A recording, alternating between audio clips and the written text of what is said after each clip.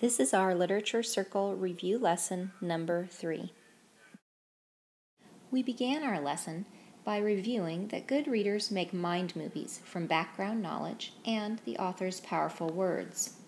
Good readers notice when the mind movie goes fuzzy or out of focus, and good readers know to use fix-up strategies to get the mind movie going again or to clear it up. We also learned that good readers ask questions. There are different kinds of questions. There are the surface questions that are visible to clear up the fuzzies, to clarify, or for facts and details. And there are the buried or the deep questions.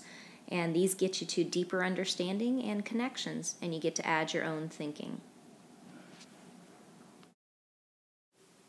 We then discussed your homework, how it went. Was it confusing?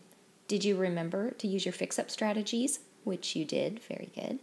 Were there struggles or good points? And then you shared with your partners what those different things were that you found in the book. And we shared it as a group.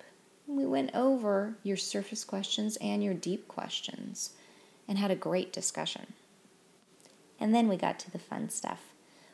Our introduction for inference began with unknown words and how you could infer their meaning. Our example was, the color of the car was as tessed as a cherry. Tessed isn't really a word. We had to infer what it meant. We had to come up with our clues.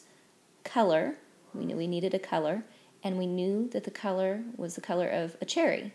So then we used our background knowledge. We know the color of a cherry is red. Therefore, we inferred that the color of the car was red. So tessed, in this context, meant red. It was so fun to watch all of you infer the big idea or the meaning behind these wonderful Far Side comics. You worked in your smaller groups and weren't allowed just to blurt out the big idea. You had to wait for other people and help them find the clues and use their background knowledge to figure it out. In this Far Side comic, you used your clues from the text and the image to tell you that the pilots are flying a plane. They're in a cloud bank, and there's a mountain goat in front of them.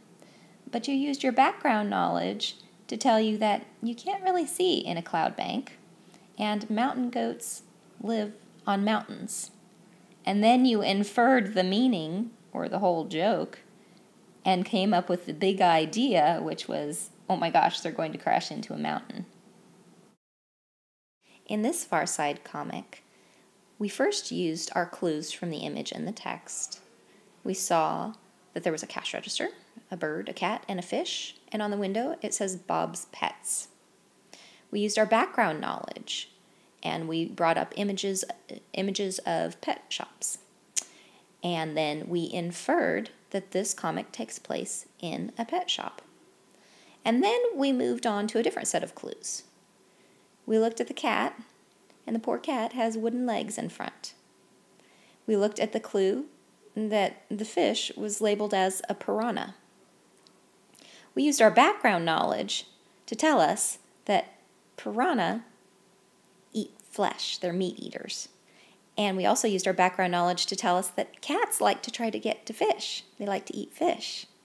So we inferred that the cat tried to go for the fish and did not succeed because the piranha, who is now Fat Piranha, ate the cat's front legs. Oh my. Then we spoke about inference and the fact that we use it all the time in our everyday life, in looking at images, in discussions, and in reading. We discovered that an inference, or to infer, is putting the background knowledge plus what you've read in the text or seen in the images. Putting it together is the inferring part, to come up with a discovery or idea that is bigger than the pieces, and it can be personal and unique. We talked about how the figuring out part is the inferring, and the idea, after you figure it out, is the actual inference. Some possible inferences are a mind movie, a prediction, answers to our deep questions. Maybe these include coming up with a conclusion, an interpretation, an opinion, a personal discovery, empathy for a character, laughing at a joke, answer to a riddle, solving a mystery, big idea by adding up clues, the author's message, or maybe even the moral of the story. Inference is coming up with that big idea that's bigger than the pieces that you put together to get there. It's using your own mind to create meaning and deeper understanding. We then continued to read the book The Good Dog and had fantastic discussions as we inferred meaning and asked deep questions. We spoke about, should McKinley go with the wolves? Could this mean a life of freedom? Would that be a harder life than what he has now? What about all of his responsibilities? You began to practice how to speak together as a book group rather than just raising your hand and answering questions or speaking with me. You knew that to be polite and to have good manners for a book group, you needed to have your eyes on the speaker and needed to listen to them. You continued coming up with other questions as questions were brought up. You were inspiring to each other, and I thank you for that. We then reviewed what good readers do. Good readers make mind movies from background knowledge and authors' powerful words. Good readers notice when the mind movie goes fuzzy or out of focus. Good readers know to use fix-up strategies to get the mind movie going again.